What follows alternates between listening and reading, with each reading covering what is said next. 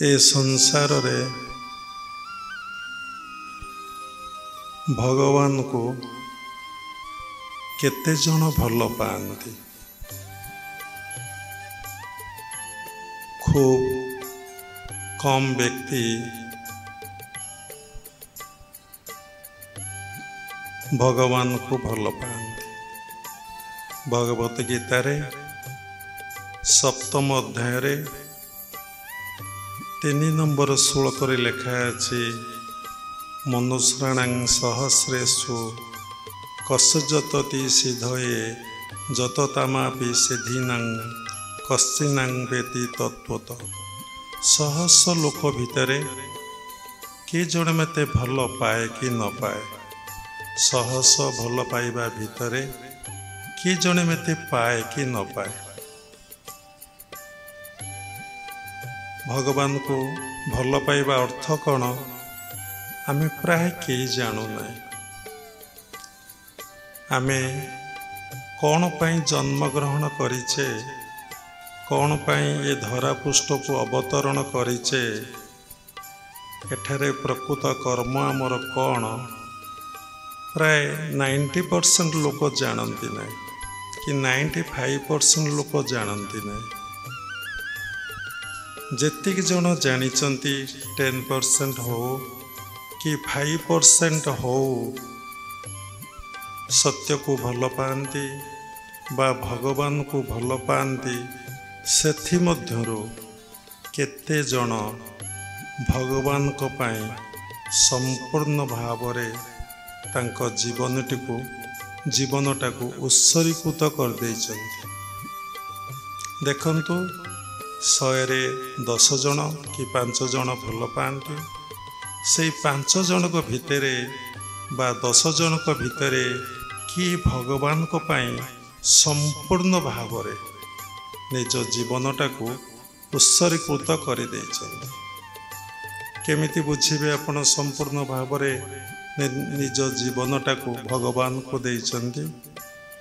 सज्जा त्यागरु सज्जा को जीवा पर्यंत से केवल भगवान को पिता अर्थे कर्म करते।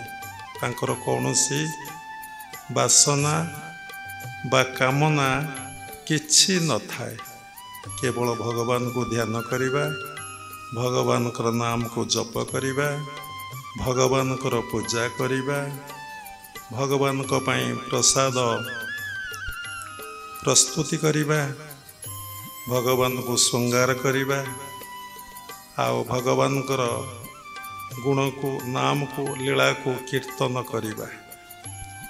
एवं तांकर निजस्व कौनसी कामना न थाए कि सम्मान चाहती नहीं, कि प्रतिष्ठा चाहती नहीं, कि जस चाहती नहीं, कि निजे मते किए चिन्हतु बा जानतु से कथा मध्य से चाहती नहीं। केवल भगवान को पिता अर्थे कर्म करती। मनरे प्रश्न उठुथब जदि एमती भावरे जीवनटा को उत्सर्गीकृत कर दिया जाए बा जीवनटा को एभली भावरे निर्वाह कर दिया जाए ताले कौन मिलिबो। समस्ते जदि एमती करिवे ताले ए सृष्टि प्रवाह कौन रहिबो। थरे चिंता करी देखंतु आपण 2.5 दिनिया मानव आसिले दिने जीवे दिने मझिरे एठी अध दिने आपण एठारे गेस्ट आपण बुली आसीचंदी विश्व रंगमंच को कुआडे जीवे सठिक भावरे जानती नहीं, कोटी थिले जानती नहीं। खाली ये जो पृथ्वी पृष्ठ को आसीचंदी से विषय भी भल भावरे जानती नहीं पृथ्वी पृष्ठटा कौन। तेणु समस्त भितरे ये चेतनाटा जाग्रत हुए नहीं। से लगी बाबा पूर्व कहले 100 रे 10% लोकों भितरे बा 5% लोकों भितरे भगवान को भल पाई बसिबा भगवान को श्रद्धा करिबा, भगवान को विश्वास करिबा, भगवान को भक्ति करिबा 10% कि 5% लोकों भितर हुए। से 10-5% भितर निज जीवन को किए भगवान को पाई संपूर्ण समर्पण करि देइथाय। देखंतु निज जीवन रे प्रयोग करंतु, परीक्षा करी देखंतु। जदि ब्रह्म सत्य जगत मिथ्या, जदि ईश्वर सत्य जगत मिथ्या, जदि आपण जानिलेनी ए भगवान सत्य जगतटा मिथ्या, ताहले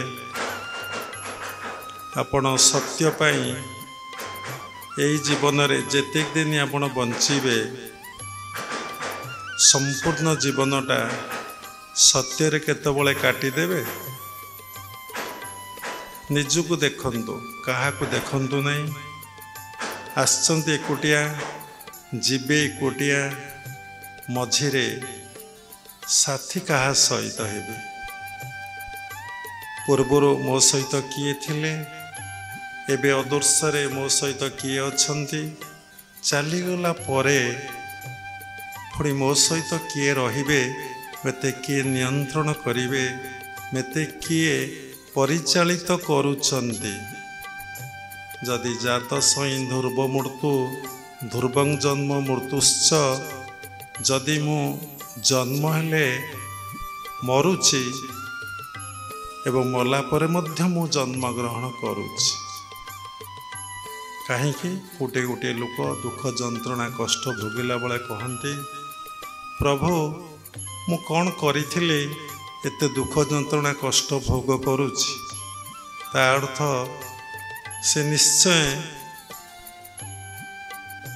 मरी थिले, जन्म होइचंती एवं पूर्व जन्म रे बा जन्म जन्मांतर रे कौन सी पाप कर्म करिचंती ता से भोग करुचंती।